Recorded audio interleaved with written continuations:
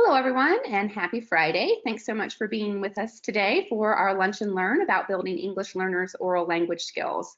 For those of you who were with us last Friday, we are happy to have you back. And for those of you who are new, we've got a great program coming up for you. So I'm Emily Sumner, and I'll be your host today. And before we get started, I'm going to go through just a few quick housekeeping items to help the webinar run smoothly for you.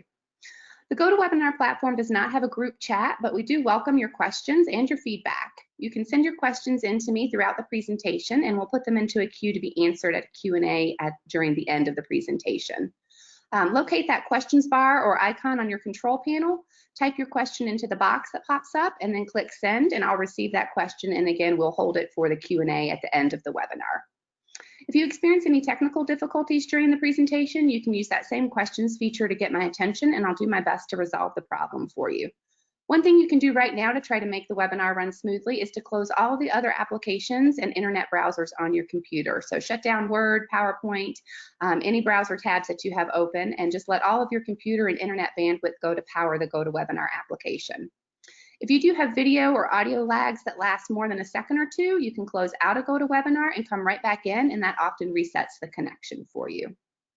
We are recording today's webinar, and we'll be sharing that with you on Monday, so look for an email that will contain a link to the recording as well as the slide deck and your certificate of attendance. We'll also be posting the recording and slide deck to the Ballard and Ty website. But again, keep an eye out on Monday for a link to receiving all of those materials.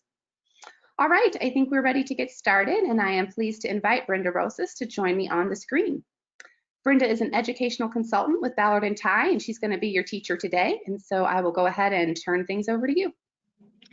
Hi everyone, I'm Brenda, and I actually love languages. I speak 5 different languages. I have a bachelor's in Chinese, which is not actually my first language, and a master's in English TESOL, teaching English to speakers of other languages. So I have spent the last 15 years in secondary EL multi-level classrooms. It's my passion, English learners, multi-level. And I've actually developed some curriculum and assessment over the years. And I actually began teaching blended learning since 2009, which means that I have used technology in the classroom, technology with my students, sent them home to do things on technology. So technology is really just a part of my teaching and a lot of digital resources, and I think digitally and multi-level for everything. So I'm excited to meet with you today. I just want to say that if you have joined us last week, the strategies and the theory is the same, so you may or may not want to stick around. That's up to you. I just wanted to let you know, but I will be presenting different examples, actually more at an advanced level, and then kind of showing you what multi-level looks like at the lower levels. Right. So today's agenda, we are going to talk about using images to teach vocabulary, using images as a springboard for language, using sentence frames to practice fluency and confidence, and do all of this in an I do it, we do it, you do it model to practice speaking, listening, as well as reading and writing with multi-level classes, whether that's virtual or in person. Just wanted to cover a little bit of our philosophy here at Ballard and Ty. We believe in a structured, systematic language development approach, which means we do explicit vocabulary with our students. It's very important to teach students in thematic categories of types of words, but explicitly teach the vocabulary, the target vocabulary that they're going to use in that chapter or lesson. Then to teach them explicitly grammar forms and functions. We don't want to wait until later on when they've learned 3 or 4 years of English, and then error correction is a lot more difficult than when it's fossilized. We really want to start error correction at the beginning so that they know that grammar form really well and the function. It's not enough to know what past tense is, though. I just add an ED or a D and you know the rules. You really want students to know that you're talking about past time, past events, the function of past tense. We believe a lot in teaching social as well as academic language because students need both, not just academic language, not just social. So we want to combine both, make sure they're learning both so that they can do well socially as well as in school. Again, we believe in a balanced approach of reading, writing, listening, and speaking. So integrating skills is very important for us. We are going to look at how we do that through sentence frames, and then how you can do that virtually and in person. For images, when we teach images, we really do want to teach with the vocabulary words with the images. But for the lower levels, you definitely want to start with the images. So for example, if I wanted to use this picture for a veterinarian, I could talk about a veterinarian. A veterinarian, you know, takes care of animals. It's like a doctor, and really help them understand what a veterinarian is through an image. It's faster. It helps them have a concept in their head of what you are talking about. So with the lower levels, you don't need to always show the word yet. Show the images, teach them the vocabulary, later build into the words. For secondary, images are so important. I know as secondary teachers, again, I've taught 15 years in secondary primarily, we get shy to show images to our students. We think, oh, they were made for little kids, or, oh, it's a cartoon. Oh, you know, the middle school, high school students don't want to see images. In actuality, they are very relieved when you show them an image. So for example, I could be talking about a veterinarian. It's a doctor, you take care of animals, you know, that might be a little bit easier. But for example, if I was trying to explain a ladybug, right, it might be a little bit more difficult because bugs and insects are bugs and insects, and they're different colors, but they all are very similar in nature. It's very hard to describe that. Had I just shown a picture, it's easier for a student just to make a connection and go, oh, okay, I understand what you're talking about. Let's move on. So with secondary, you don't want to dwell on the images. You want to show it to them, make that connection, and keep going. Images with vocabulary for different levels. So I call it L1, L2, L3, but it just means like low, medium, and high levels. I know that we are given sometimes leveled classes and still have multi-level. So I believe multi-level is all the time, anytime you're teaching English or any language. So basically, when you teach images and vocabulary words, and you have different levels in your class, I always recommend that you use the image for the lowest level. Have them, remember, learn the image. This is a veterinarian, this is a pilot, this is an athlete. With the middle level, you could have them start reading the words or separating it into different syllables, or having them see the whole word and memorize that that is the word veterinarian. With the third level, you may want to do veterinarian. Okay, make a sentence with veterinarian. So read the word, but also put it in a new context in the form of a sentence. So when you focus on vocabulary, each of the levels are pushed a little bit higher depending on their level. So images, word, content, maybe like a sentence. All right, so there are a lot of activities or games, I like to call them, for teaching vocabulary, and some things are like matching. So matching could just be you're matching the word and the definition, or the word and the image, right?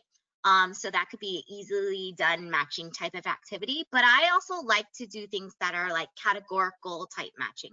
So I might put, you know, all the occupations that are maybe indoors together, or all the outdoor ones, or all the ones that you have to get dirty, like a mechanic or, you know, an electrician together. But basically, I might pose to the class, here are your set of occupations, and here are the set of words for the occupations for the other level. Maybe have two groups, and then put them into categories. Group why you think they're similar, and then later they'll have to explain and give a reason for why they are similar. For example, these all are transportation type jobs. These are all service jobs, like you help someone do something. These are jobs that, you know, maybe I'd never want to do. Whatever the categories are, they are categorizing them and putting them in different buckets or areas, and then explaining them, whether they're with the images or the words. Okay.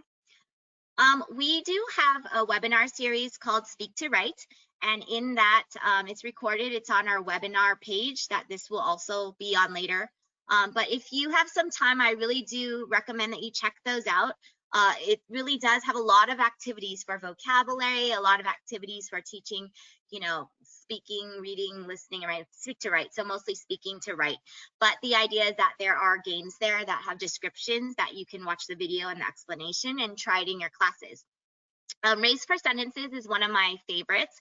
It really is about having students work together to create sentences, so words in context. So let's start with the paper-based version. So if you had students in class, you would group them in pairs, maybe 6 feet apart, but you would give them a piece of paper. You generally want them at the same similar level so that their sentences can be understood by both. You're then going to give them a target word list or the picture cards that you have, or like flashcards, whatever.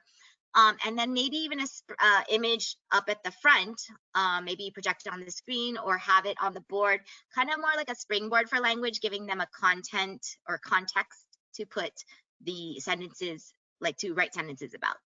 But basically, they'll have a piece of paper, you'll give them a time limit, and they will write one sentence, get in line to show the teacher you, and then you would read it for, did they use it correctly, or also how's their grammar? And then you would give them points if they have used the word correctly. So they can write one sentence with 3 different vocabulary words and score 3 points in that one round, 1 point, whatever their strategy is. They go back to their seats, write another sentence, get back in line. Now that might not be so feasible right now during this time of, social distancing. So you may want to just set a time of like 20 minutes and see how many sentences they can write in those 20 minutes. And they underline all the vocabulary words. And at the end, you read it and score the points. That might be a little bit better so they don't move around so much. But the whole goal in this is that you as a teacher are giving grammar feedback when you read each sentence. You can maybe think of all the things that you're seeing as a whole, as a class, and the commonalities. Those are the ones you're going to talk about at the end of the class to say, okay, everybody, I saw that a lot of you struggled with past tense. Let's go over it again. So the idea here is that you're not just working with vocabulary, you're also working with grammar forms and function, right? If you were to do this virtually, it's so cool if you just had Google Docs and you put partners on it and they just start typing away, and you give them a time limit, and then you can actually be shared on every single one, and you could check between them, or at the end they could project it, you can project it and score points like that. So this could be a virtual activity as well, just getting them to write sentences with however many words, and on your screen you're showing an image or the target word list. So race for sentences, almost no prep for you, but really does get them moving on those words as well as sentences. Pick a card is another really easy activity. You just need a stack of flashcards. Could be the images, could be the words, and maybe at different proficiency levels if you have different sets of vocabulary for each. Basically, you're putting the stacks at the front of the class. The students go up, they choose a word, and then they try to make a sentence with that word. They can make the sentence orally, they can write it on the board, but the idea is that if they do well, they then get a point added to, their team. And then you could put the second round where they choose 2 words and they put those 2 words in the same sentence, 3 words. My students later, when I taught intermediate level, they got so good at the end of the year to put 3, 4, or 5 words together in one sentence without making a run together or a run-on sentence. So the idea is that they are learning grammar as well as practicing the vocabulary.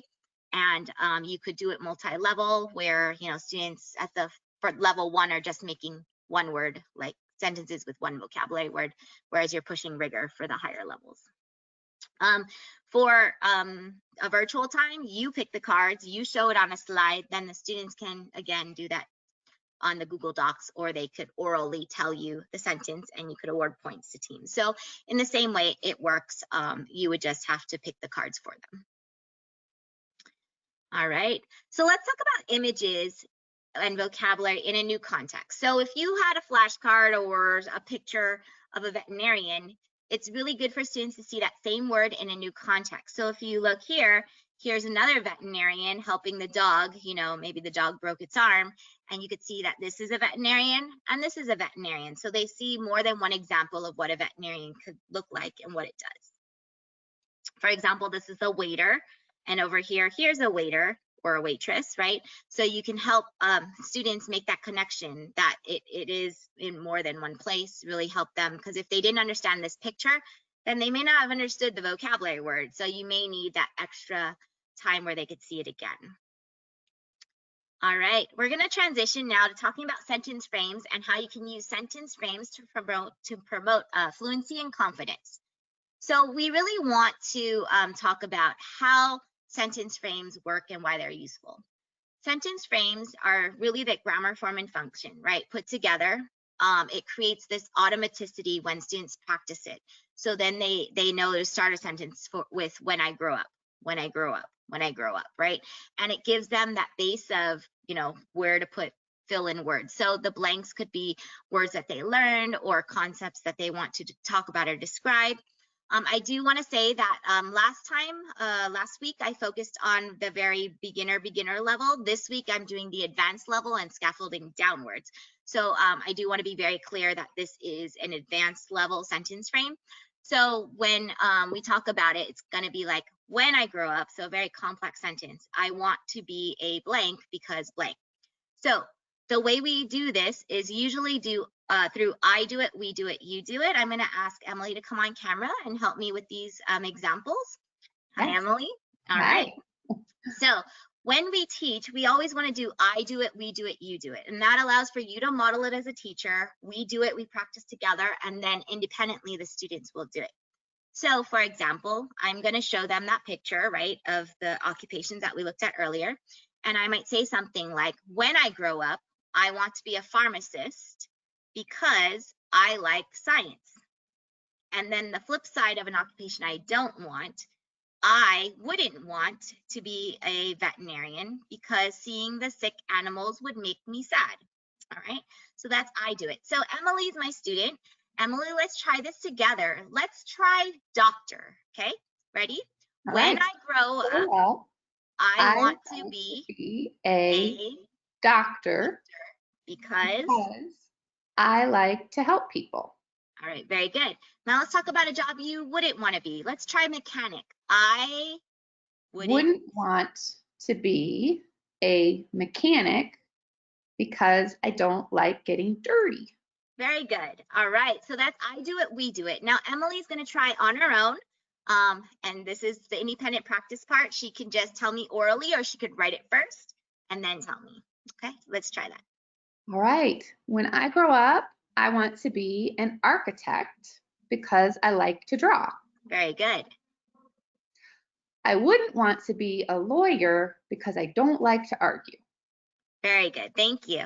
So that is if Emily was an advanced student. If Emily was not an advanced student in my class or my lesson of advanced, I could do a multi-level response with her and say, okay, Emily, we're just going to say, when I grow up, I want to be a blank. Can you try that? So she would say, when I grow up, I want to be an architect. And she would end her sentence there. In that way, she doesn't have to then think of a reason. She's only practiced the word architect because those are the vocabulary words we practiced. And in that way, it shortens how much she has to think about, right?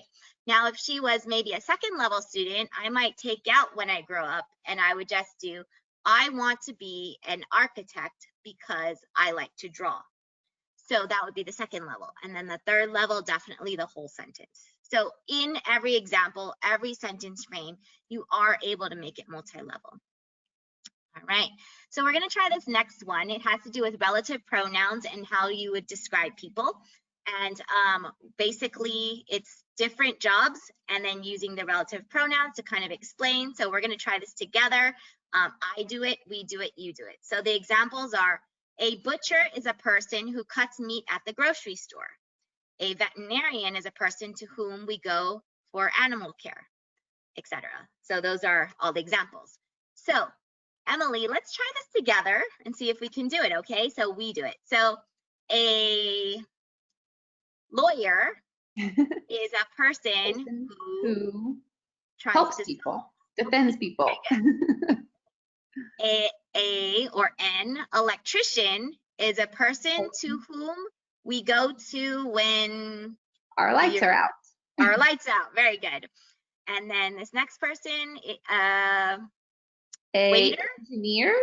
An engineer is a person whose job is to make things. Make things. Okay, good.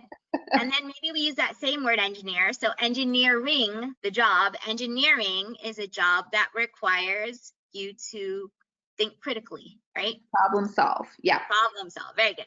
All right, Emily, I'm just going to ask you to do one sentence here, not the whole thing. So can you try this one by yourself? You do it. An athlete is a person who exercises a lot. All right, very good. So that would be a level 1 sentence for me, right? An athlete is a person who exercises a lot. As you go down, you could tell that they get a little bit more difficult, right? Especially when you have to use like engineering, the noun is a job that requires blank. So you could see how you can make it multi-level. You have one student do just the first sentence if they're level 1. If they're level 2, you kind of build on that. And then as you get to the level 3, they're doing all of them. Okay. Thank you so much, Emily. All right, so using images as a springboard for language, you really do want to get an image that has a lot going on in there, a lot of characters, a lot of action, a lot of movement, and that will really help students use an image as a springboard for language. But what does that really mean? You're using an image to have conversational questions or questions that you can ask them things to then help them respond, whether it's in speaking to later write, or just speaking, or just writing. So here's an example of this theme picture, and you can see a lot of people of different occupations here. So in the advanced part, what is the mechanic doing? So you're trying to like guess, predict. Where do you think the engineer is going? So again, you're predicting, where is this engineer going?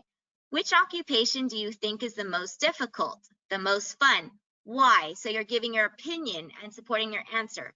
So these are all higher order thinking skills for higher level students, right? So the higher they are, the more they can cognitively put things together and critically think and express that in language. So with this same picture though, you can ask a beginner, is this an electrician? Yes or no. Is this an electrician? Yes or no. So you're doing a lot of yes or no questions, really not having them create language, right? Is this the bus driver or the librarian? So is this the bus driver or the librarian? Point to the judge. So again, a lot of things where it's nonverbal in nature. So you are still doing at the beginning of level, same picture, the same picture used for the advanced level, really helping with those multi-levels. So early intermediate, what is happening in this picture? Please describe, right? What is the mechanic doing? Describe. Where is the electrician? Describe where the electrician is. What is she doing? I don't know, what is she doing? Describe. So again, at the early intermediate level, description is a little bit more what you're targeting. At the intermediate level, why do you think the electrician is in the cafe? Again, you're predicting. Are the pharmacist and the pilot friends? Again, you're predicting, right? How do you know? And then you're asked to back up your answer. So these are some great examples of how you could use that same picture to do multi-level and early advanced. Lastly, where do you think the engineer is going? Predicting again. Tell me about his day, a little bit more narrative. Why do you think the judge is pictured in the newspaper? A little bit more opinion there. Would you want to be a waiter? Why or why not? Okay, so a little bit more in opinion. So when we talk about listening, speaking, reading, and writing, all 4 skills integrated, you can do this with sentence frames. So we saw listening and speaking. We talked about how that can then lead to writing. But sentence frames can also be used in reading. So for example, here you'll see some literature frames. You have literature that you go over in class. You want students to predict. You want them to do sequencing of events. You want them to do character setting, plot. So the idea is that you are working with them on a piece of literature using the sentence frames to get them to talk about that, to then write about literature. So sentence frames are not just used for conversation. You can also use it to go over literature. And that's how you could tie listening, speaking, reading, and writing with sentence frames. But just to review, sentence frames are great for grammar and context, using those target vocabulary words to fill in those blanks. It's great for intervention. This is when, okay, you for sure you know you did past tense, and you're like, I swear I taught my kids past tense. Why can't they do it? You're going to feel this in your body. You want to pull your hair out. That's when you want to do intervention. You're going to grab all the activities you could ever think of for past tense, all the sentence frames you could ever think of for past tense, and just stop everything you're doing and target past tense for the next 3 days, the next 5 days.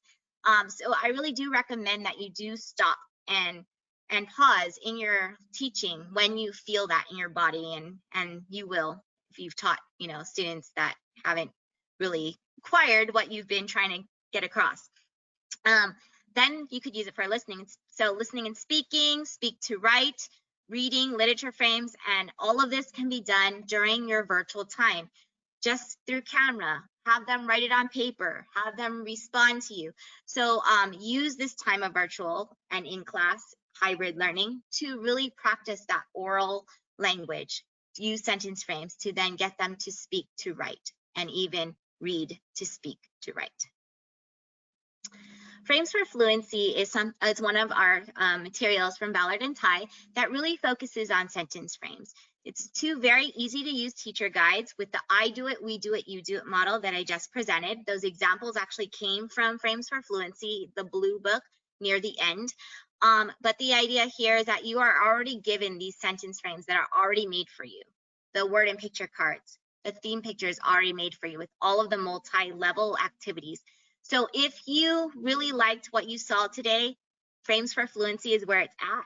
It's something that can be used right now, implemented tomorrow. It's so simple and it's supplemental in nature, and it'll get your students speaking and get them that fluency and confidence and automaticity that you so desire with the target sentence frames and vocabulary. Hands-on English is for our K1 students, whereas Frames for Fluency is for K all the way to 12, okay? But Hands-on English is K1, maybe 2nd grade. But you're gonna see some of the similar features of the word and picture cards, the Frames for Fluency. You're going to see literature books. You're gonna see teacher guides. But Hands-on English is a comprehensive program, and it is very good for those young learners. You're going to see a lot of hands-on engaging activities, some art even to then speak to write, and or write to then speak. And it's very great for those young learners because it catches their attention and it meets them where they are, and it's scaffolded for the younger students and the lower levels. English Max is part of Hands-on English, but also can be done supplementally if you're looking for something for vocabulary or speaking to then write. English Max is great. It's 10 different maths that you can really get students writing, so speak to write. Carousel is a larger program that does include Frames for Fluency, the word picture cards, and the thematic, the theme pictures. But it's also going to include worksheets that are connected to different content areas of science, history, ELA, really working on those skills for outside content area, but all to teach English language acquisition. You're going to have the literature books. So this is now a comprehensive program, a complete program for K to 5, K to 6, depending where your elementary school ends. And then you're going to have Go English, which really shows you at what levels you should be teaching or students should be doing the different grammar form and functions. Champion of Ideas is our 6th to 12th program. It is digital, completely digital for teachers and students, or completely paper, or teachers can be digital, students can be completely paper. It's a lot of rigor. It's really great for the 6th to 12th. It's very engaging, thematic in nature, explicit vocabulary, grammar form and function, a lot of direct instruction, and a lot of oral practice. So Champion of Ideas, if you're looking for something for your secondary students, this is really where it's at. And if you want, you could always tag on Frames for Fluency at the beginning of that for your very low levels, and then move them into Champion of Ideas. But if you're looking for a solid curriculum for middle school, high school, Champion is where it's at. We also do a lot with English and Spanish language proficiency. So if you need to place students, even at the preschool level or Head Start programs, all the way to 12th grade, we do oral, reading, and writing. And it's really great for progress monitoring or annual placement and progress monitoring. And we have these really great individual student diagnostic reports when you give the oral proficiency assessment that will tell you all the grammar form and functions or the comprehension recommendations, things where it will help you inform instruction. So it's not just an assessment to place students, it's really to help you inform instruction in your classrooms to show what you want to target. And our proficiency assessments are aligned to our curriculum, so it can even help you there, what you can do or review to help them do better in their proficiency. But we here at Ballard and Ty, we're consultants. Our job is to help you, to teach you if you want, to work with you, to fit your needs. So please talk to us. You can call us, you can email us, and have a chat about what might work for you, what your needs are. Here is my information, my email address, if you would like to talk to me, today we talked about frames for fluency. Please, please, I encourage you to go to our other webinars about, how to deal with how to work with secondary learners, or how to work with young learners, or speak to write. There's a lot there. This concludes our webinar series for a little bit of a while, because I know it's going to become vacation time and it's going to be busy times for everyone. So I just wanted to let you know that all of our webinars are recorded and you're welcome to use them for free. All right, I'm going to turn this time back over to Emily, and I'm sorry I used up all the time again, but if you have any questions. Okay. We'll just take one or two questions. And then again, I'll just reiterate to folks that Brenda is so helpful and so happy to talk to people and share ideas and consult with you. So I do encourage you to reach out to Brenda, and we'll be including her contact information in that follow-up email that you'll get on Monday. If over the weekend you do want to watch some of those past webinars, I did put that link into the chat, and you can also access it directly from the Ballard and Ty homepage as well. So lots more great information from Brenda there. So again, let's just take a minute or two for a couple questions. Could you talk about the difference between sentence stems and sentence frames? Yep. Okay, so sentence frames I feel are more like complete sentences. So you're going to give them blanks in the middle and maybe finish off the sentence at the end. Sentence stems are like if you wanted to just start off a sentence, like I'm going to give a Spanish example, like a mí me gusta blank, and then there's just a blank. So like I like blank, that could be seen a little bit more like a sentence stem to get them started. Sentence stems are also used at the beginning of paragraphs. So if you were teaching writing and you wanted to start them off in a paragraph, it could be like the beginning of a topic sentence to start them off. But that's really how I see the difference between sentence stems and sentence frames, but both are really great and useful. Yeah, thank you. That was a good distinction there. Do you have suggestions for how to assess speaking progress, especially in this virtual environment so many of us are in? Yeah, I think a lot of that is through interviews. A lot of just, I wouldn't formally assess it so much, because a lot of the times when you ask a question and they can come back with something like how I was working with Emily, a little bit more one-on-one, even though the class is all there, you're doing one at a time. Might take a little bit longer, but in a real classroom, you would do that as well. So if you wanted to formally assess them, I mean, with technology, there are ways that they can record. I know a lot of schools use Seesaw. A lot of schools have some kind of app to record voices, and you could ask a general question and ask them to record their response. But, virtually they could write the whole thing out and you might not get an actual impromptu speaking. So when it comes to oral assessment, a lot of it is really impromptu, and you really want to see how they react to your question immediately. That's a little bit of a better assessment than a formal assessment. Yeah, getting that true conversational feel. So, okay. Well, I am sad that our time is over, and we did have some folks who had some specific questions about frames for fluency, Handson English, and for those of you who had those questions, I'm going to give your information to Brenda, and she'll be able to follow up with you directly about those. So thanks everybody for participating today. We appreciate it. Again, keep an eye on your inbox Monday for a link to the recording and slide deck. Be sure to visit ballard-ty.com, and you can learn more about all the programs that Brenda spoke about, as well as find those past webinar recordings that she talked about. In that email, you'll also find a link to download your certificate of attendance. You'll want to scroll to the very bottom of the email, look for the big orange button that says My Certificate, click that, and you'll download a PDF of the certificate. So thanks again, Brenda, for being here. This was a fun way to spend the morning or the afternoon, depending on where people are, and we appreciate your sharing your expertise, and hope everybody has a fantastic weekend. Hey, bye.